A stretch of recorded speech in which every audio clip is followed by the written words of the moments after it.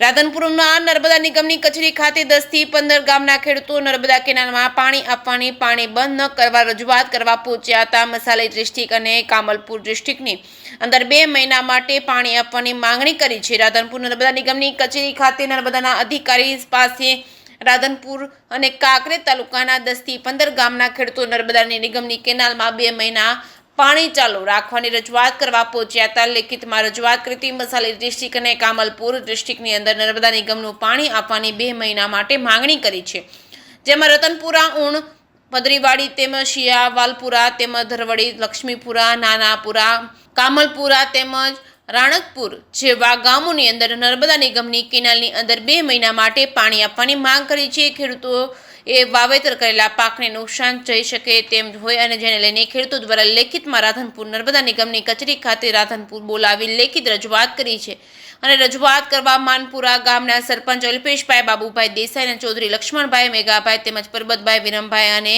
ભગાભાઈ તેમજ લક્ષ્મણભાઈ અને જયરામભાઈ, શંકરભાઈ અને સિંધાભાઈ, પૂજાભાઈ તેમજ સિંધાભાઈ, કરશનભાઈ અને અન્ય ખેડૂતો રાધનપુર ખાતે આવેલ નર્મદા નિગમની કચેરી ખાતે પહોંચ્યા હતા। ઉનાળાની સિઝન શરૂ થતાં જ લોકોને વાવેતર કરેલા પાક નિષ્ફળ જવાની શક્યતા હોય છે, ત્યારે 1000 જેવા ખેડૂતોને વાવેતર કરેલા પાક નિષ્ફળ જઈ શકે તેમ હોય તેમાં ઘાસચારો, એરંડા, જુવાર અન્ય વસ્તુનું વાવેતર કર્યું છે તો તે નિષ્ફળ જવાની શક્યતા હોય, ખેડૂતોને મોટા પાયે નુકસાન થવાની શક્યતા હોય, જેને લઈને ખેડૂતો દ્વારા નર્મદા નિગમ કચેરી ખાતે રજૂઆત કરી 2 મહિના માટે પાણી ચાલુ રાખવા માંગ કરી છે।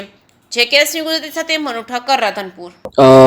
હું માનપુરા ઉણ સરપંચ શ્રી દેસાઈ અલ્પેશભાઈ।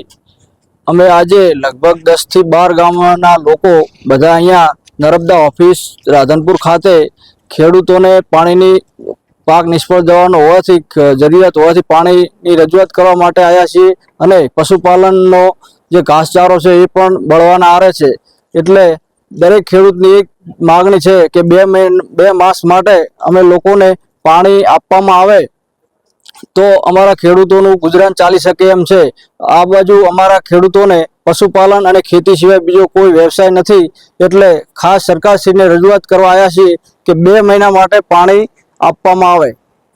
કઈ કેનાલમાંથી પાણી? મસાલી ડિસ્ટ્રિક્ટ અને કામલપુર ડિસ્ટ્રિક્ટ એમ 2 કેનાલો અમારે અંદર ગામમાંથી નીકળી છે 10 ગામોમાં, તો એ મસાલી ડિસ્ટ્રિક્ટ અને કામલપુર ડિસ્ટ્રિક્ટની અંદર પાણી આપવામાં આવે એવી માગણી છે। એ કેનાલ સાથે કયા કયા ગામો જોડાય? કેનાલ સાથે વાલપુરા, માનપુરા, રતનપુરા, કામલપુર, ધરવડી એમ મળી કુલ 12 ગામો છે, એમાં 2 જિલ્લાના ગામો અંદર જોડાયેલા છે, બનાસકાંઠા અને પાટણના, એમ કરીને કુલ 10 થી 12 ગામો અંદર જોડાયેલા છે।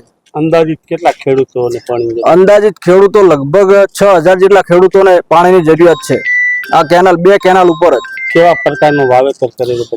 હાલ એરંડાનું ખાસ વાવેતર બગડે છે અને પશુપાલન માટે ખાસ કરીને ઘાસચારો બહુ બગડે છે। હવે નિગમના નિયમો પ્રમાણે કેવું છે કે જે પણ કેનાલ નેટવર્ક ડિઝાઇન કર્યું છે એ રવિ સિઝન માટે ડિઝાઇન કર્યું છે, એટલે જનરલી નિગમની સૂચના હોય છે કે 15 માર્ચ આપણે કેનાલો બધી બંધ કરવાની હોય છે, જેથી જે સુધારાના કામગીરી કરવાની હોય, અમારે સ્ટ્રક્ચર બદલવાના કામ હોય કે બીજું ઓપરેશન મેન્ટેનન્સનું કામ હોય એ સમયસર થઈ શકે, એટલે આવનારી સિઝનમાં વ્યવસ્થિત પાણી ચાલી શકે।